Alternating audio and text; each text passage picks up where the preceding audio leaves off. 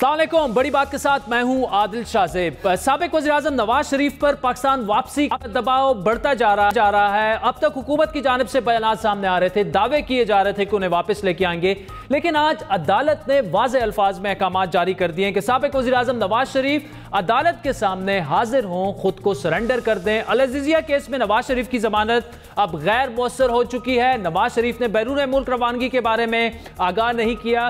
कानून की बालादस्ती हर सूरत कायम रहनी चाहिए। नवाज शरीफ 10 सितंबर तक अदालत के सामने सरेंडर करें। यह अहकाम आज इस्लामाबाद हाई कोर्ट की जानिब से सामने आए। इस अहम पेशरफ के बाद अब नवाज शरीफ वापस आएंगे या नहीं, यह मुश्किल फैसला अब नून लीग को करना होगा, लेकिन दोनों सूरतों में उनके वापस आने या ना आने की सूरत में इस बात के सियासी और कानूनी तौर पर नून लीग और शरीफ खानदान को आने वाले दिनों में काफी चैलेंजेस दरपेश होंगे। यह मामला आज एवन फील्ड और अल अज़ीज़िया केस में जो सजाएं थी उनके खिलाफ नवाज शरीफ, मरियम नवाज और कैप्टन सफदर की अपीलों की समाअत के दौरान उठा, जहां मिस्टर जस्टिस आमिर फारूक और मिस्टर जस्टिस मोहसिन अख्तर कियानी पर मुश्तमिल 2 रुकनी बेंच के सामने नवाज शरीफ की वकील ख्वाजा हारिस ने दलाइल देते हुए यह मौक़िफ़ अपनाया कि एवन फील्ड रेफरेंस में नवाज शरीफ की सज़ा मुअत्तल करके उनकी जमानत मंजूर की गई, जबकि अल अज़ीज़िया रेफरेंस में नवाज शरीफ को मशरूर जमानत मिली। नवाज शरीफ के मौजूदा स्टेटस पर उनके वकील ने तस्लीम किया कि वो इस वक्त जमानत पर नहीं और इलाज के लिए बैरून मुल्क मुकीम है, जिस पर जस्टिस आमिर फारूक ने रिमार्क्स दिए कि नवाज शरीफ की जमानत मशरूत और एक मखसूस वक्त के लिए थी, यानी 8 हफ्तों के लिए थी। ख्वाजा हारिस बोले कि नवाज शरीफ की मेडिकल रिपोर्ट जमा करा दी गई हैं, उनकी तबीयत ठीक नहीं है, उसके बावजूद उनकी जमानत में तोसी की दरख्वास्त पंजाब हुकूमत ने मुस्तरद कर दी। अदालत ने यहाँ पर सवाल किया कि पंजाब हुकूमत ने जमानत में तोसी की दरख्वास्त कब मुस्तरद की? ख्वाजा हारिस ने जवाब दिया कि 27 फरवरी को जमानत में तोसी की दरख्वास्त मुस्तरद कर दी गई। अदालत की जानिब से फिर सवाल उठाया गया कि अगर लाहौर हाई कोर्ट ने नवाज शरीफ का नाम ECL से निकालने का हुक्म दिया भी तो क्या अल अज़ीज़िया की सज़ा ख़त्म हो गई? इस्लामाबाद हाई कोर्ट ने अल अज़ीज़िया की सज़ा मुख्तसर मुद्दत के लिए मुअत्तल की थी। क्या लाहौर हाई कोर्ट के अहकामात के बाद इस्लामाबाद हाई कोर्ट के ऑर्डर को सुपरसीड किया जा सकता है? ख्वाजा हारिस ने मौक़िफ़ अपनाया कि ऐसी कोई बात ही नहीं कि नवाज शरीफ अदालत के सामने सरेंडर नहीं करना चाहते। मिस्टर जस्टिस आमिर फारूक ने यहाँ पर रिमार्क्स दिए कि हमें तशवीश जमानत से है, लाहौर हाई कोर्ट में ECL का मामला है, हम सिर्फ सज़ा मुअत्तली और जमानत का मामला देख रहे हैं। इस ऑर्डर के असरात लाहौर हाई कोर्ट के फैसले पर भी आएंगे। मिस्टर जस्टिस मोहसिन अख्तर ने यहाँ पर रिमार्क्स दिए कि नवाज शरीफ पेश होंगे तभी अपील पर समाअत आगे बढ़ सकेगी। आप ये कह रहे हैं कि गैर मौजूदगी में बजरिया नुमाइंदा अपील पर समाअत कर ली जाए। इस मौके पर अदालत की जानिब से डिप्टी अटॉर्नी जनरल ने निहायत अहम सवाल किया कि वफाकी हुकूमत का नवाज शरीफ की सेहत पर क्या मौक़िफ़ है? क्या हुकूमत की जानिब से नवाज शरीफ की सेहत के बारे में मालूमात हासिल करने की कोशिश की गई? जिस पर हैरान कुन तौर पर deputy attorney general Arshad Kiani ने अदालत को जवाब दिया कि अब तक उन्हें कोई हिदायत नहीं मिली और विफाक की जानिब से उन्हें वक्त दिया जाए, विफाक को वक्त दिया जाए। दूसरी तरफ नवाज शरीफ के वकील ख्वाजा हारिस ने इस मौके पर कहा कि नवाज शरीफ की सेहत का जायज़ा सिर्फ विफाकी हुकूमत ले सकती है, लेकिन हुकूमत ने अब तक ऐसा नहीं किया। अच्छा जोई साहब, ये जो एफिडेविट है जो आज सामने आया है उसमें शहबाज शरीफ साहब कहते हैं, अंडरटेक कर रहे हैं कि if at any stage the federal government has credible information that Mian Nawaz Sharif is living abroad despite his fitness to travel, a representative from Pakistan high commission would have a right to meet with his physicians to verify और confirm about his health. ये तो आप कर सकते हैं ना? नहीं, ये कर चुके हैं। अच्छा, ये हुआ ये था कि आप मार्च में, ये फरवरी में नवाज साहब का जो अपना मामला था एक्सट्रेडिशन का वो शुरू हुआ था। फरवरी में उन्होंने ये किया कि अदालत ने कहा कि मेडिकल रिपोर्ट्स दें, उन्होंने मेडिकल रिपोर्ट्स देने से इनकार कर दिया। उसके बाद क्या हुआ कि पंजाब हुकूमत को भेजा अदालत ने कि आप इसको देखें और आप इसके ऊपर अपनी ओपिनियन दें। पंजाब हुकूमत ने फिर वहाँ पे कहा, हाई कमीशन को कहा आप जाके चेक करें। तो आपको मालूम है कि जब तक डॉक्टर्स को फैमिली एक्सेस ना दे, वहाँ के डॉक्टर्स जो हैं वो आपको अलाउ नहीं करते, के बारे में नहीं, तो वहाँ पे जो हाई कमीशन था उसको एक्सेस डिनाई कर दिया गया।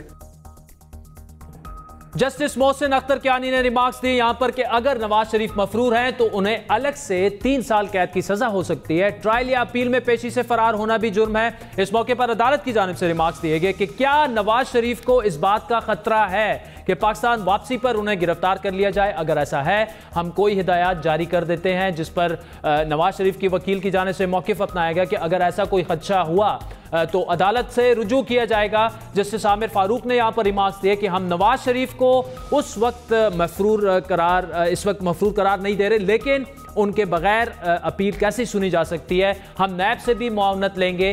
क्या वो क्या कहते हैं। एक सवाल ये है कि अगर नवाज शरीफ की गैर हाजिरी में अपील खारिज हो गई तो क्या होगा। अगर अदालत नवाज शरीफ को मफरूर डिक्लेयर कर दे तो फिर अपील का क्या स्टेटस होगा, जिस पर नैब की जानिब से एडिशनल प्रोसिक्यूटर जनरल जानजेब भरवाना ने नवाज शरीफ की हाजिरी से इस्तिस्ना की दरख्वास्तों की मुखालफत की और कहा कि नवाज शरीफ की दोनों दरख्वास्तें नाकाबिल समाअत हैं। नवाज शरीफ का पेश ना होना अदालती कार्रवाई से फरार है और वो जानबूझकर मफरूर है। मिस्टर जस्टिस आमिर फारूक ने रिमार्क्स दिए कि हम एक तारीख देंगे जिस पर नवाज शरीफ सरेंडर करें, इसलिए अभी हम नवाज शरीफ को मफरूर डिक्लेयर नहीं कर रहे, हम नवाज शरीफ को सरेंडर करने के लिए एक मौका फराम कर रहे हैं। तहरीरी हुक्मनामे में अदालत की जानिब से यह लिखा गया है कि मुनासिब होगा कि नवाज शरीफ को एक मौका दिया जाए कि वो अगली पेशी से पहले अदालत के सामने अपने आप को हुक्काम के हवाले करें, वरना उनके खिलाफ कानूनी कार्रवाई अमल में लाई जा सकती है। अदालत ने साबिक वज़ीर-ए-आज़म की सेहत से मुतालिक हुकूमत से रिपोर्ट भी तलब कर ली कि वफाकी हुकूमत बताए कि शहबाज शरीफ के बयान हल्फी की रोशनी में अब तक क्या किया गया। क्या वफाकी हुकूमत ने नवाज शरीफ की सेहत से मुतालिक अपने तौर पर तस्दीक की। अहम केस है जिसकी अगली समाअत अब 10 सितंबर को होगी। क्या नवाज शरीफ इस तारीख से पहले पाकिस्तान वापस आएंगे। मरियम नवाज की जानिब से आज एक बार फिर यही मौक़िफ़ अपनाया गया कि जब तक नवाज शरीफ सेहतमंद नहीं होंगे वो वापस नहीं आएंगे। हालांकि वो वापस आना चाहते हैं। मरियम नवाज ने यह मुतालबा भी किया कि जज अरशद मलिक की वीडियो के मामले के बाद सिर्फ जज की बरतरफी काफी नहीं, उनका दिया जाने वाले फैसला जिसके तहत नवाज शरीफ को अल अज़ीज़िया केस में सजा हुई उसे भी खत्म होना चाहिए। नून लीग वाज़े तौर पर नवाज शरीफ का इलाज मुकम्मल होने या उनकी वापसी की तारीख देने से कतरा रही है और हुकूमत की जानिब से इस मामले पर सवालात किए जा रहे हैं। वफाकी वजीर साइंस और टेक्नोलॉजी फवाद चौधरी के बकौल नवाज शरीफ की मेडिकल रिपोर्ट बता रही है कि वो तंदुरुस्त हैं। फवाद चौधरी के मुताबिक इलाज शुरू ना होने की वजह यह बताई जा रही है कि कोरोना के बायस हॉस्पिटल जाना मुनासिब नहीं, इसलिए इलाज तब शुरू होगा जब कोरोना इस दुनिया से नेस्तो नाबूद हो जाए। नून लीग जो भी कहे, नवाज शरीफ का बैरून मुल्क क़याम सियासी तौर पर महंगा पड़ रहा है। इस पर मजीद बात करेंगे। नून लीग के रहनुमा साबिक गवर्नर सिंध मोहम्मद जुबैर हमारे साथ मौजूद हैं, जबकि साबिक अटॉर्नी जनरल पाकिस्तान इरफान कादिर साहब, जबकि वफाकी वजीर साइंस और टेक्नोलॉजी फवाद चौधरी साहब भी हमें ज्वाइन करेंगे। इरफान कादिर साहब, thank you so much for joining अस। आज इस्लामाबाद हाई कोर्ट में जिस तरह के रिमार्क सामने आए और फिर हमने तहरीरी तौर पर भी देखा कि जज साहिबान ने जो लिखा, पहला सवाल तो आपसे ये है कि अब नवाज शरीफ साहब को 10 सितंबर को अपेयर तो होना है, लेकिन क्या कोई दरमियानी रास्ता है, क्या अभी भी कोई ऐसी सूरत हाल निकल सकती है कि नवाज शरीफ साहब जो हैं वो आने से बच जाएं, और अगर हो सकती है तो वो क्या सिचुएशन हो सकती है दरमियानी? उसमें शहबाज शरीफ साहब ने जो अंडरटेकिंग दी थी वो बड़ी मटीरियल है। वो ये दी थी कि मैं जमानत देता हूं कि वो उनकी वापसी की, और बशर्ते के आगे उस पर शर्त ये थी कि वहां के डॉक्टर्स जो है जब वो इजाजत देंगे। अब डॉक्टर्स जो है उन्होंने तो वहां पे अभी तक कोई ऐसी इजाजत उनको गालिबन नहीं दी।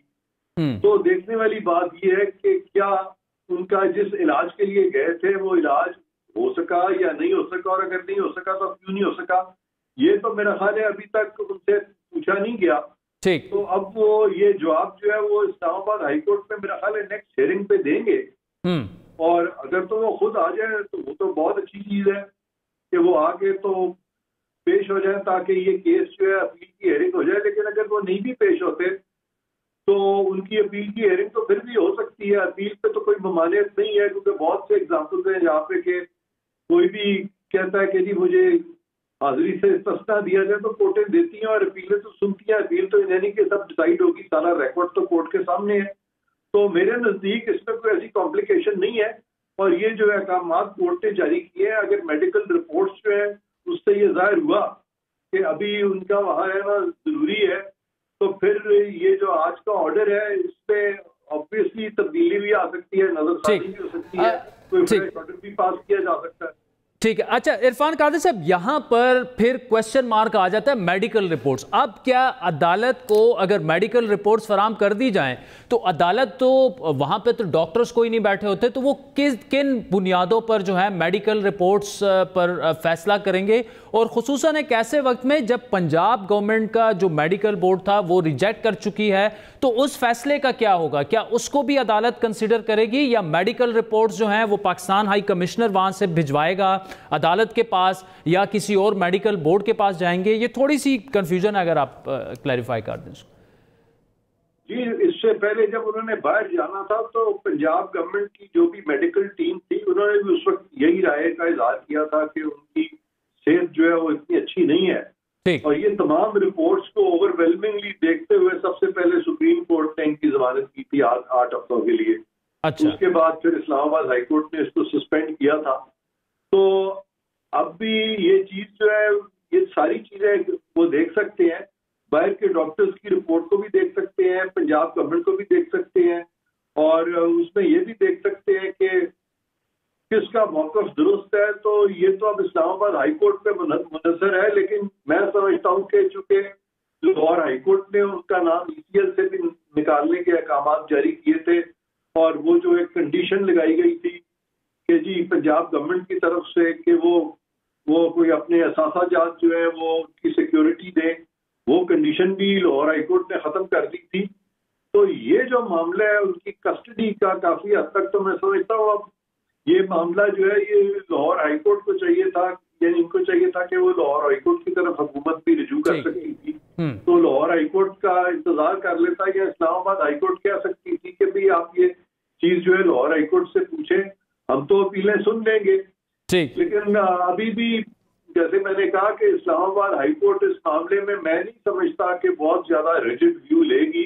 फिलहाल एक इंप्रेशन ये बिल्कुल मिला है कि उन्होंने जैसे कहा है कि वरना हम आपके खिलाफ कोई कार्रवाई शुरू कर देंगे, लेकिन जब उनकी एक्सप्लेनेशन अगर प्लॉजिबल हुई तो मैं नहीं समझता कि इस्लामाबाद हाईकोर्ट प्लॉजिबल एक्सप्लेनेशन के होते हुए कोई कार्रवाई शुरू कर सकती है। ठीक है। अच्छा इरफान कादिर साहब, आखिरी सवाल आपसे कि आज अदालत ने यह अहकामात भी जारी किए कि पाकिस्तान हाई कमिश्नर जो हैं लंदन में, उनके जरिए हुकूमत जो है नवाज शरीफ साहब के डॉक्टर से और उनसे फैमिली से भी रब्ता करे कि उनकी सेहत की क्या सिचुएशन है, क्योंकि गवर्नमेंट ने यह पता करना था, इंक्वायरी करनी थी, गवर्नमेंट ने अभी तक नहीं किया क्योंकि आज अदालत में तो उन्होंने कोई इस सवाल का जवाब नहीं दिया। तो ऐसे में क्या आप समझते हैं कि 10 तारीख को जब नवाज शरीफ साहब को पेश होने के लिए कहा है वहां से भी जवाब आ जाएगा? अगर ना आया तो फिर क्या इंपैक्ट हो सकता है इस पूरे सिचुएशन पे?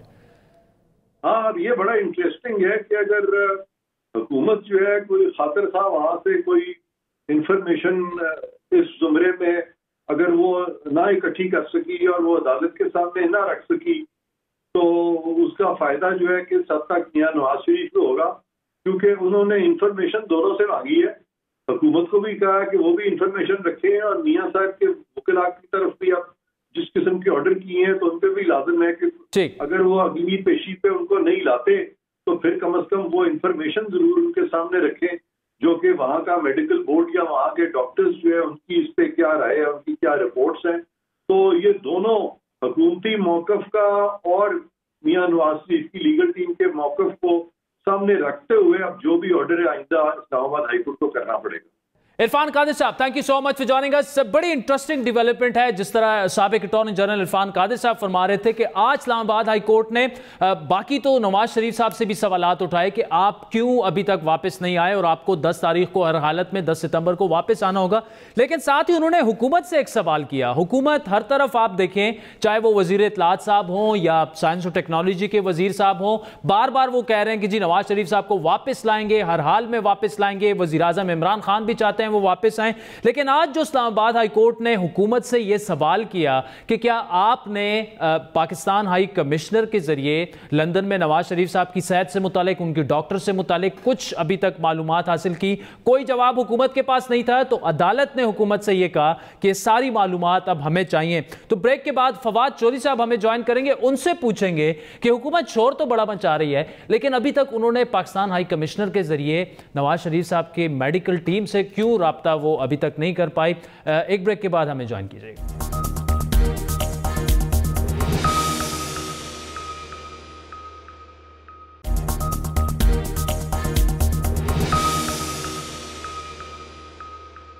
वेलकम बैक नाज़रीन। ब्रेक से पहले नवाज शरीफ साहब के जो मामलात हैं, खुसूसन आज इस्लामाबाद हाई कोर्ट में जो कुछ हुआ, तहरीरी फैसला भी आ चुका है। बड़ी तफसीली हमने बात की।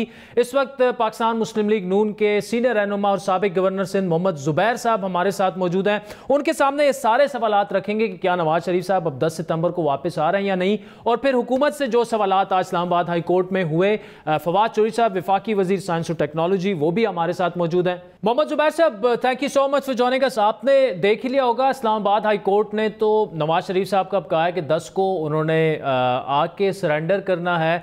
अब जो नवाज शरीफ साहब की अपीलें ज़ेर समात हैं, वो अदालत से रिलीफ भी मांग रहे हैं, मदद भी मांग रहे हैं, लेकिन वो खुद फ़िलहाल जो है वो पेश भी नहीं हो सकते। क्या पॉलिसी बनाई पार्टी में, कोई डिसीजन अभी तक इस पर कोई गुफ्तगू हुई कि क्या नवाज शरीफ साहब अब 10 सितंबर को पेश हो रहे हैं या कोई और स्ट्रैटेजी अपनाई जाएगी?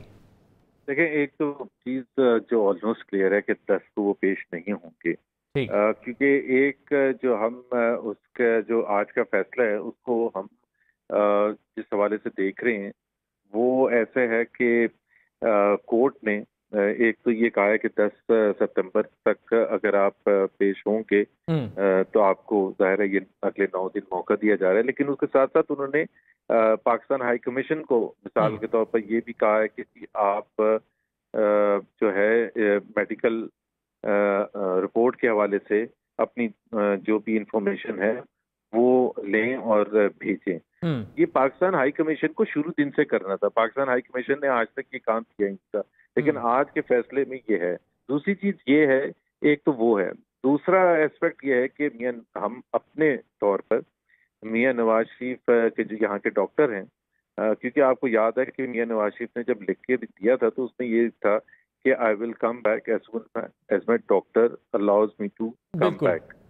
तो एक तो वो डॉक्टर के हवाले से कि जी बेहतर उनको इस वक्त सफर करना चाहिए या नहीं, और दूसरी चीज के उनके डॉक्टर के हवाले से कि इनकी सर्जरी अभी तक क्यों नहीं हुई और कब होने की तवक्का है। तो ये दो चीजें हम भेजेंगे, और प्लस जो लेटेस्ट मेडिकल रिपोर्ट है और जो पाकिस्तान हाई कमीशन भी तसल्ली करेगा और वो भी भेजेगा, वो हमारे लॉयर्स 10 तारीख को लेके जाएंगे, और उसके बेसिस पर हम समझते हैं कि हमारा एक अच्छा केस होगा। क्योंकि जिस बिना पर भेजा था, बिकॉज फरवरी में हमने रिपोर्ट जब भेजी थी मियां नवाज शरीफ की तरफ से, तो पंजाब की हुकूमत ने उसको एक्सेप्ट नहीं किया था, तसल्ली पर नहीं करार दिया था।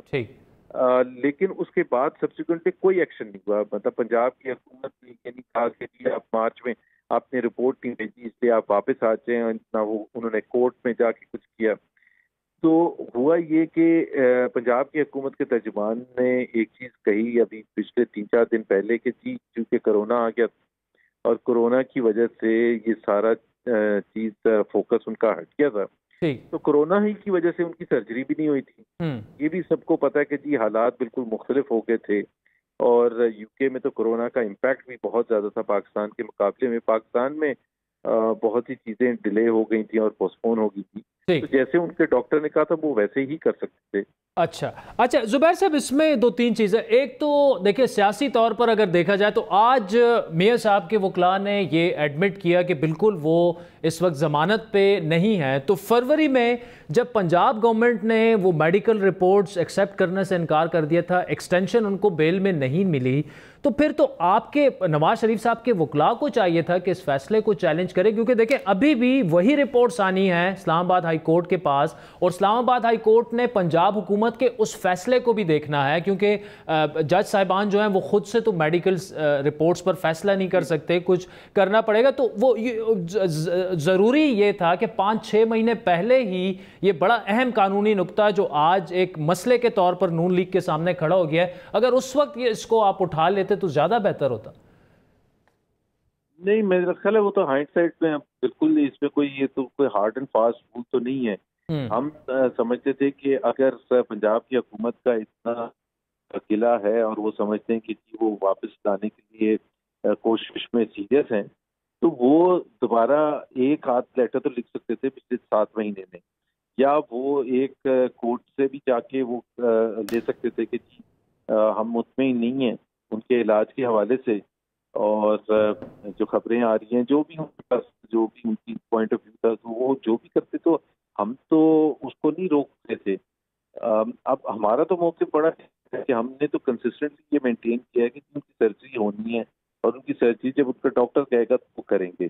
अब तो खैर वो ये पिछले तो हम जो भी कर सकते हैं वो भी डिस्कशन बहुत हो गई कि जी वो बीमार थे या नहीं थे, वो एक अलग मौक़िफ़ है। But right now as we stand today 1 सितंबर को कोर्ट ने कहा है कि तक आए और ये चीज़ें जो हैं ये हम प्रोवाइड करेंगे। आ तो नहीं रहे हैं वो, जाहिर है जब तक उनका डॉक्टर कहेगा या नहीं कहेगा, और कोर्ट में हम भरपूर अंदाज से लड़ेंगे जो भी होगा उसको एज मच बेनिफिट हम देने की कोशिश करेंगे। ठीक है जुबैर साहब, कोर्ट में आ जाती हैं ये सारी चीज़ें, पाकिस्तान हाई कमिश्नर वहाँ से भी अदालत को जो भी उन्होंने मांगा है हुकूमत के ज़रिए वो प्रोवाइड भी हो गए, लेकिन अदालत लेट्स सपोज फिर भी मुतमईन नहीं और वो मियाँ साहब को एक और डेट दे देते हैं 6-7 दिन बाद की कि जी आपने हर हालत में आना है। नवाज शरीफ साहब आ जाएंगे फिर?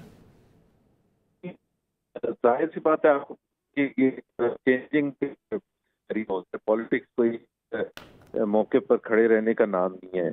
आज 10 तारीख को कम टू द ब्रिज तो उस वक्त क्रॉस करेंगे। उस वक्त हम क्या फैसला करते हैं, पार्टी की लीडरशिप या नवाज शरीफ क्या फैसला करते हैं, मरीम नवाज या पार्टी की लीडरशिप क्या फैसला करती है, जाहिर सी बात है we will wait and see for that.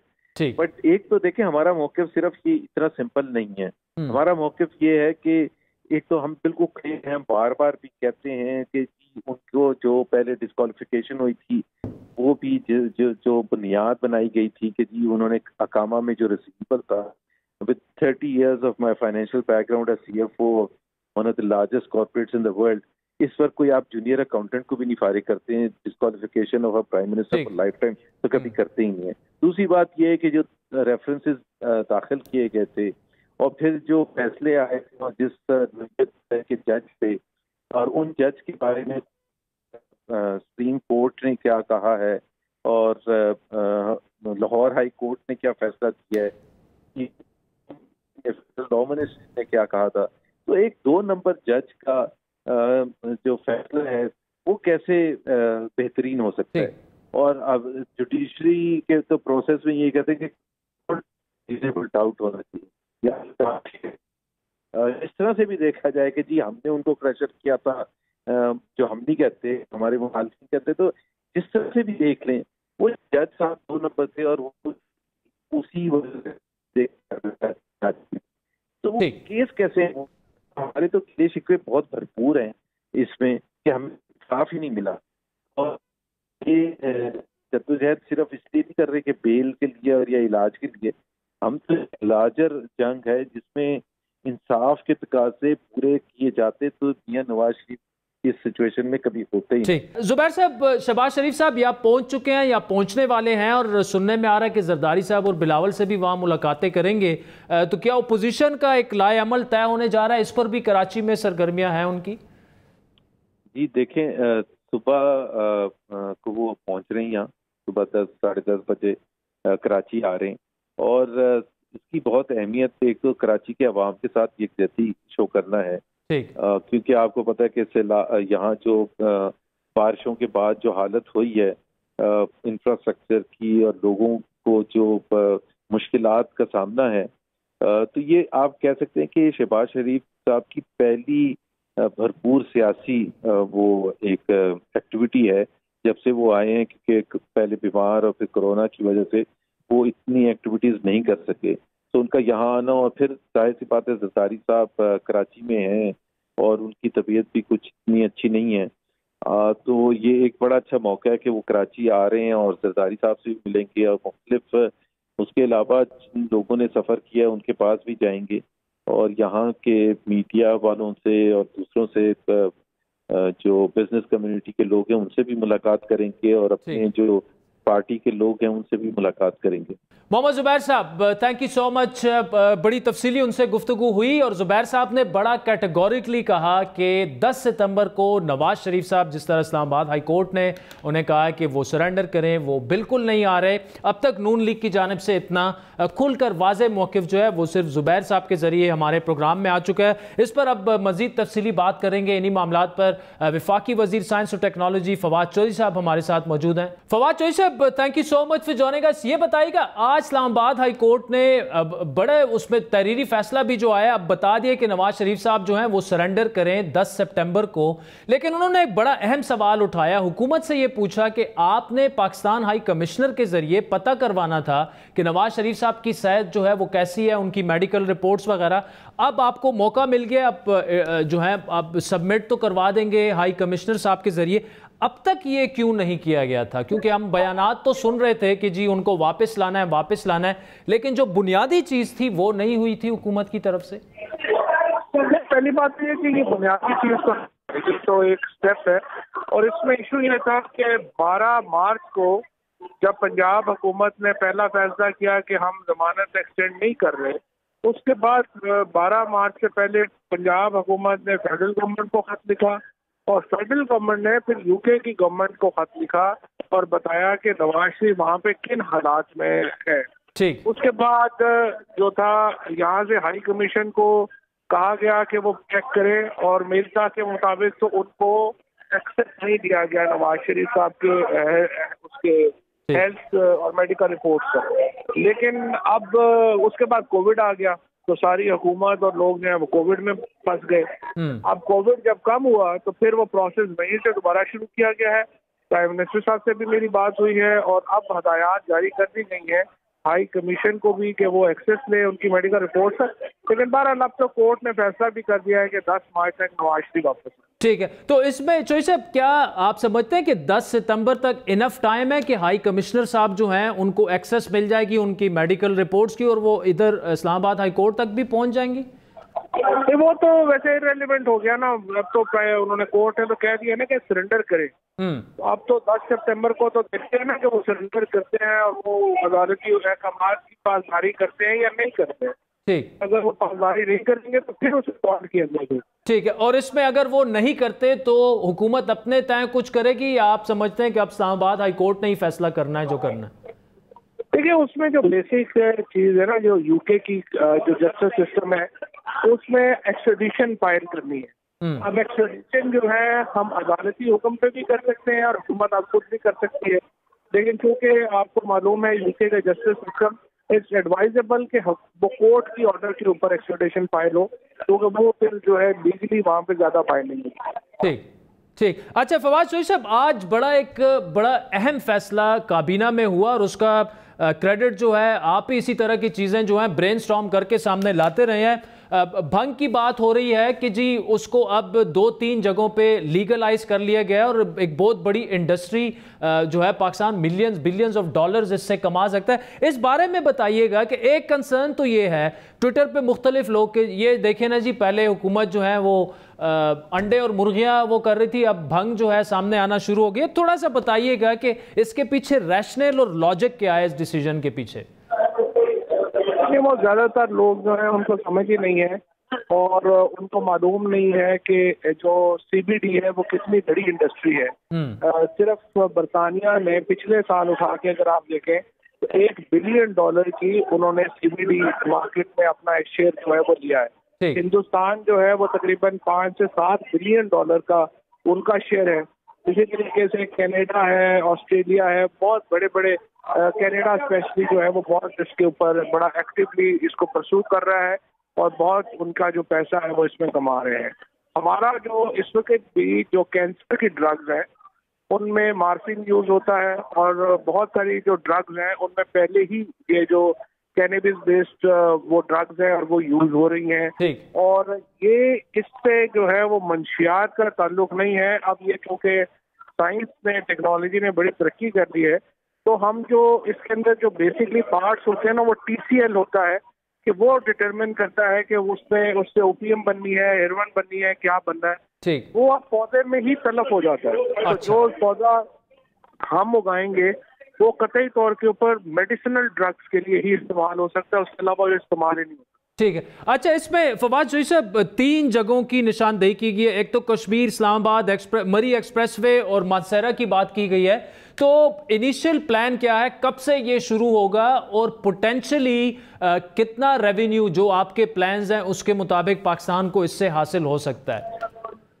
देखिए, हम ये 3 साल में अगर हम $1 बिलियन पे पहुंचते हैं तो ये बहुत बड़ी कामयाबी होगी। तो हमें उम्मीद ये है कि हम 3 साल में इसको इतना एक्सपेंड कर लेंगे कि हम अराउंड $1 बिलियन के एक्सपोर्ट जो कर रहे हो। अच्छा, $1 बिलियन। और ये जो 3 जगहों की निशानदेही की गई है, इसके अलावा भी एक्सटेंड करने का प्लान है if things go in the right direction? ये देखिए, इसमें जो बेसिक 2 बड़ी हर्बल पार्क्स हम बना रहे हैं, एक जंगल में बना रहे हैं और एक हम पहले ही है हमारा PCSIR। अच्छा, तो बुनियादी तौर के ऊपर तो इन 2 जगहों के ऊपर क्योंकि बड़े रकबे अवेलेबल हैं, तो यहाँ से शुरू करेंगे फिर इसको एक्सपेंड करते। अच्छा, और इसमें चॉइस साहब, अगर ये सब कुछ हो जाता है तो इसको एक्सपोर्ट करने के लिए भी प्लान ऑलरेडी है? आपकी बातचीत वगैरह हो चुकी है, रिसर्च वगैरह सारा कंप्लीट है कि मार्केट हमारी कहाँ पे होगी ज्यादा? ये 100% एक्सपोर्ट के लिए है, पाकिस्तान के इंटरनल मार्केट के लिए नहीं है। तो अगर फार्मास्यूटिकल इंडस्ट्री पाकिस्तान की देखेगी अभी कि इसमें पाकिस्तान में हम बहुत सारी करोड़ों रुपए की जो दवाइयाँ जो है वो बरामद कर रहे हैं, जिसमें हेम्प जो है वो यूज होती है। अब देखना यह है कि पाकिस्तानी फार्मास्यूटिकल के लिए यूजलेस है कि नहीं है, लेकिन हमारा जो मॉडल है वो एक्सपोर्ट। ठीक, फवाद चौधरी साहब, थैंक यू सो मच जाने का। साजिद, वक्त तो चाहता है एक ब्रेक का, जिसके बाद मुल्क भर में होने वाली सैलाब से जो तबाहकारियां हैं, जो बारिशें हैं, खुसूसन कराची सिंध की भी बात करेंगे, लेकिन स्वात, चतराल, दीर, वहां पर भी हालात कुछ ठीक नजर नहीं आ रहे, उस पर तफसीली बात करेंगे। सईद गनी साहब हमें ज्वाइन करेंगे, उसके अलावा जुबैर मोतीवाला साहब भी हमारे साथ होंगे, लेकिन एक ब्रेक की बात।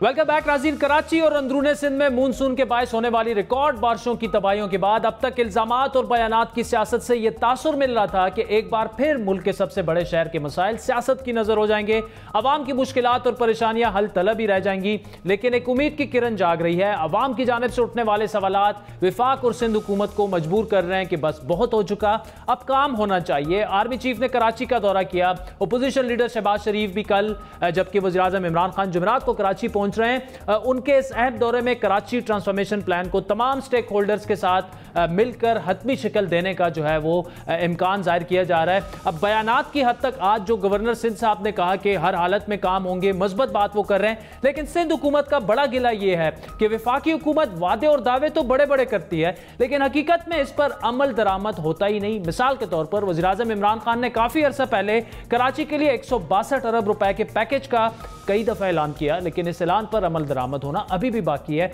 कराची में दूसरा अहम मामला शहर के लिए एडमिनिस्ट्रेटर की तैनाती का भी है, जिसका फैसला जल्द मुतवक्के है। आज वफाकी वजीर इत्तलात शिबली फराज ने यह कहा कि एडमिनिस्ट्रेटर की तैनाती सिंध हुकूमत करेगी, लेकिन विफाक ने कुछ नाम उन्हें जरूर दिए हैं। दूसरी जानिब MQM का गिला यह है कि इस बारे में उनसे मुशावरत नहीं की गई। विफाकी हुकूमत को इस बात का अंदाजा हो रहा है कि सिंध हुकूमत से ताउन के बगैर कराची के मसाइल का हल मुमकिन नहीं, लेकिन ज़रूरत इस बात की है कि सिंध हुकूमत भी तमाम स्टेक होल्डर्स को साथ में लाकर आगे बढ़े, क्योंकि गवर्नेंस के सवाल पर विफाक हो या सिंध हुकूमत हो, दोनों को ही तनकीद का सामना है। आज भी सुप्रीम कोर्ट में कराची लोड शेडिंग केस में चीफ जस्टिस मिस्टर जस्टिस गुलजार अहमद की जानिब से सख्त रिमार्क्स सामने आए। जस्टिस गुलजार अहमद ने रिमार्क्स दिए कि अगर के इलेक्ट्रिक पर विफाक की रिट नहीं, तो मतलब यह है कि पूरे मुल्क में हुकूमत की रट नहीं, हुकूमत में मुल्क चलाने की ना तो सलाहियत है ना ही काबिलियत है। चीफ जस्टिस ने रिमार्क्स दिए कि इदारों की आपस में कोई हम-आहंगी नहीं, इस बार बिल्ली थैले से बाहर आ चुकी है। विफाकी हुकूमत के इलेक्ट्रिक को सब्सिडी दे रही है।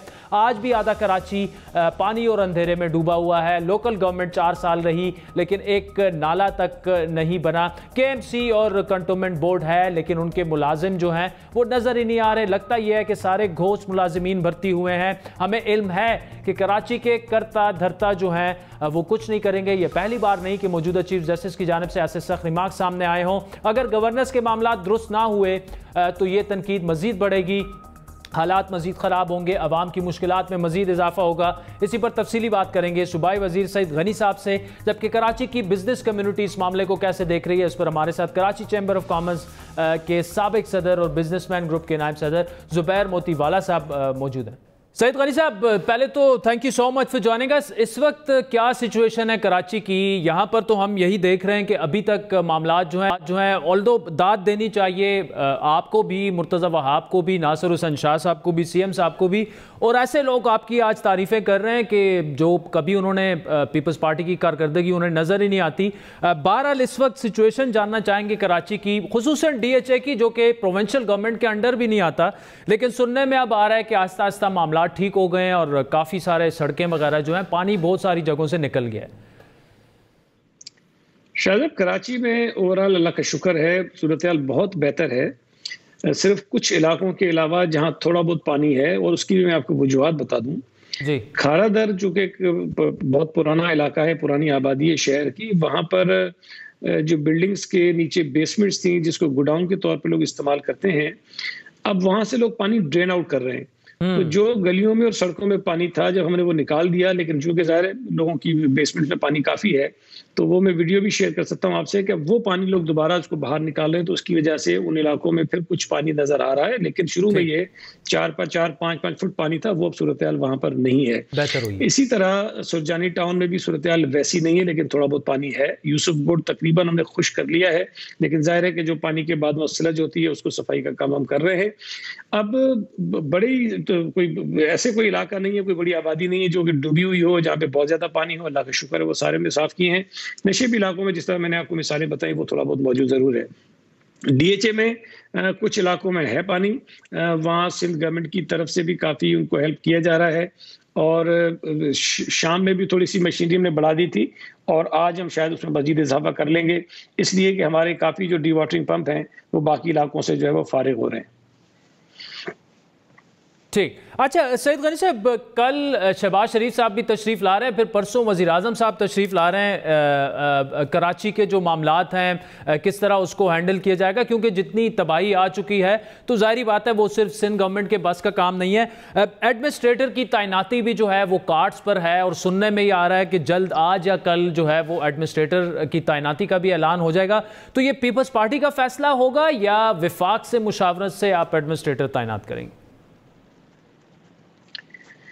देखिए, एक तो मैं बिल्कुल ये बात बार बार कहता हूं कि एडमिनिस्ट्रेटर्स की तैनाती जो है वो कुल्ली तौर पर सूबाई हुकूमत का इख्तियार है कानून के मुताबिक, और वो हम ही इस्तेमाल करेंगे।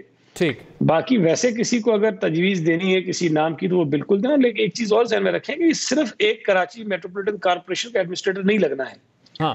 ये एडमिनिस्ट्रेटर जो है वो कोई 1500 के करीब है जो हमने पूरे सूबे में लगाने हैं, मेट्रोपॉलिटन कॉर्पोरेशन से लेके नीचे यूनियन काउंसिल और यूनियन कमेटी तक, तो सारे हमने लगाने हैं। लेकिन बाज़ वक़्त मैं ये सुनता हूँ गवर्नर साहब भी कहीं कह रहे होते हैं कि जी मशावरत से होना चाहिए। मैं सिर्फ एक मिसाल देता हूँ, गवर्नर सिंध की तैनाती जो है वो वफाकी हुकूमत और वजीर आज़म साहब का इख्तियार है। ठीक। क्या वो सूबाई हुकूमत से मशावरत के बाद लगाते हैं? हमें तो पता नहीं होता किसको लगाना होता है, उनको लगा देते हैं। हम ये इतना जरूर कर सकते हैं कि ये आदमी अच्छा है कि नहीं है, लेकिन हम ये नहीं कह सकते कि हमसे पूछ के लगाएं गवर्नर आप। तो इसी तरह एडमिनिस्ट्रेटर्स की तैनाती अगर पंजाब में PTI की हुकूमत ने की है, जब PTI के PMLN के जीते हुए लोगों को हटाया उन्होंने लोकल गवर्नमेंट से, तो उन्होंने क्या किसी से मशावरत की थी वहां पर? किसी सियासी जमात से नहीं पूछा, अपनी मर्जी से लगा दिए।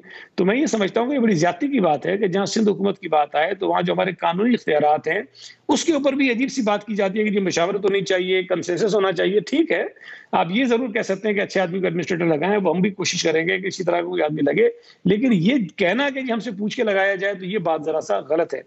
दूसरा आपने बात पूछी, वजीर आजम साहब भी आ रहे हैं, लीडर ऑफ द आ रहे हैं, मैं समझता हूँ कि अच्छी बात है, उनको आना चाहिए। लेकिन इस वक्त जो सूरत हाल है, अगर कराची को देखने आ रहे हैं तो कराची में जिस तरह मैंने आपको बताया कि अल्लाह का शुक्र है हालात काफी बेहतर हो गए हैं। इस वक्त जो हालत खराब है वो मीरपुर खास डिवीजन की है। सूबा सिंध के कुछ और डिस्ट्रिक्ट्स हैं जहाँ बहुत शदीद बारिश हुई और बहुत तबाही उन्होंने फैलाई है, पूरी जो हमारी फसलें थी वो तबाह हो गई हैं।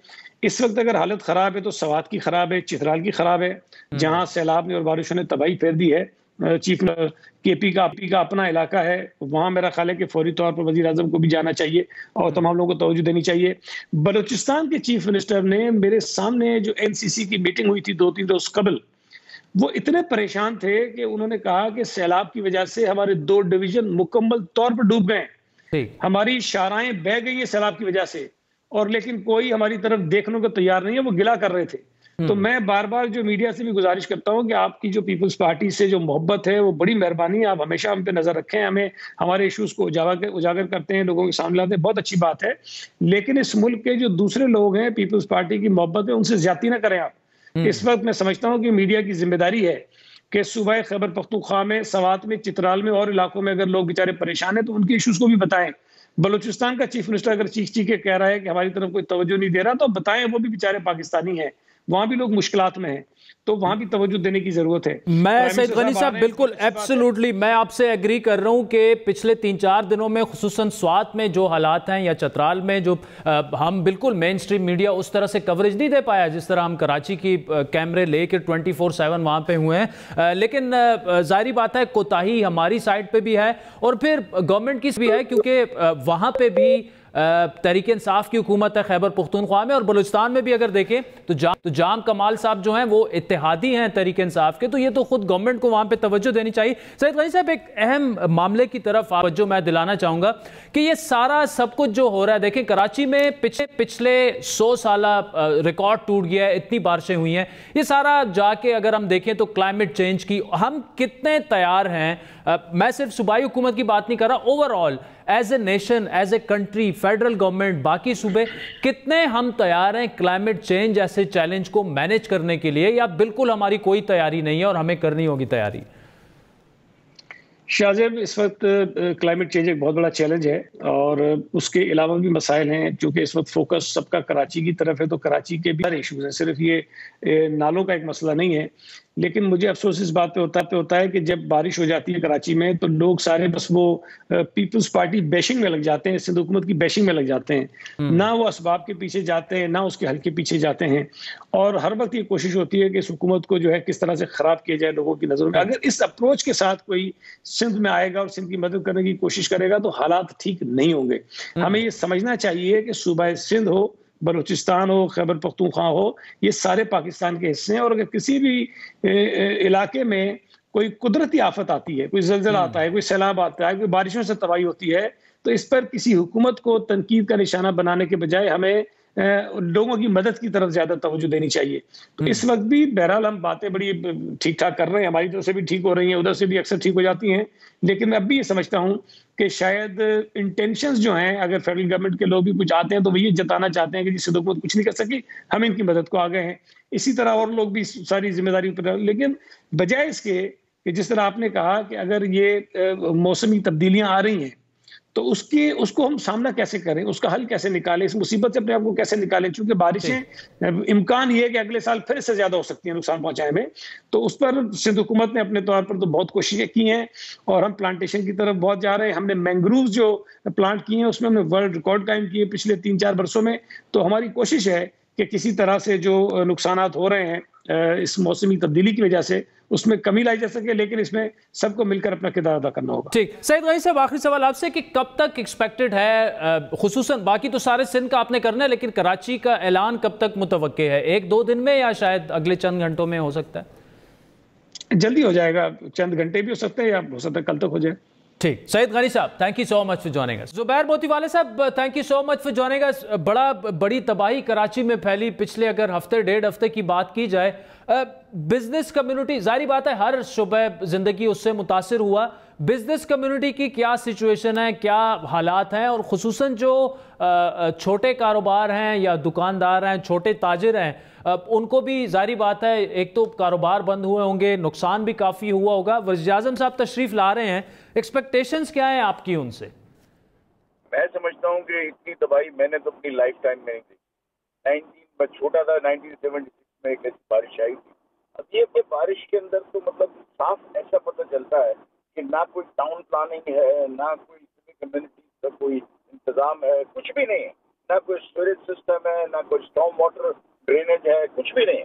देखिए, मैं आपको बताऊं कि जो कराची आइट का जो हाल है वो वैसे ही हाल है जो फलस्तीन में इजराइल जब मार के निकल जाता है उस वक्त होता है, या जब सैलाब आ जाता है उसके बाद की जो बाकी की फसलें जब बचती हैं, ऐसा हाल है कराची का। ख्याल आलम ने नहीं देखा। देखिए, इसके बाद भी अगर आ गया, 100 साल के रिकॉर्ड टूट गए बारिशों के और बारिश आ गई, तो उसके बाद किसकी जिम्मेदारी है हमारी, तो ये समझ में नहीं आता कि कराची किसकी जिम्मेदारी है। अगर ये इतनी खराब ज्यादा बारिशें आ गई, ठीक है, ये आफत अल्लाह की तरफ से आई, अब उसका क्या सद्देबाब क्या है? क्या जो लोग फंसे हुए उनको निकाला गया? क्या जो छतों पे बैठे हुए हैं जिनको कुछ नहीं मिलता? अगर मैं आपको कहता हूँ, मैं आपको बड़ी, अल्लाह ना करे, लेकिन मैं आपको कहूँ कि अगर हमारे यहाँ ये अगर जो इदारे हैं एबी और ये फीफा और ये जो सैलानी, अगर ये ना हो तो कई सैकड़ों लोग भूखे मर जाए। मैं आपको गारंटी देकर, तो देखिए इसकी जिम्मेदारी किसी को लेनी पड़ेगी। ये जो बस्तियां आबाद हो गई हैं उनको भी देखना पड़ेगा। अगर कोई अनप्लान्ड गई है और जितने भी स्टॉर्म वाटर ड्रेन हैं उनको खोलना चाहिए। ये सारी चीजें जिम्मेदारी है उनकी। अगर जिम्मेदारी गवर्नमेंट अपनी नहीं निभाएगी तो हम तो इंतहाई, मतलब हम समझते हैं कराची में कैसे रहे लोग, रहें कैसे। जहाँ तक इंडस्ट्री और छोटे कारोबार का सवाल है, कई लोगों ने अपनी जो इनकी बिसात थी कैपिटल से ज्यादा नुकसान किया। मैं उनको जानता हूँ जिन्होंने नुकसान किया है, और मैं आपको नाम दे सकता हूँ। मैं तो फोटो भी दिए हैं, अखबारों में भी मैंने कहा है।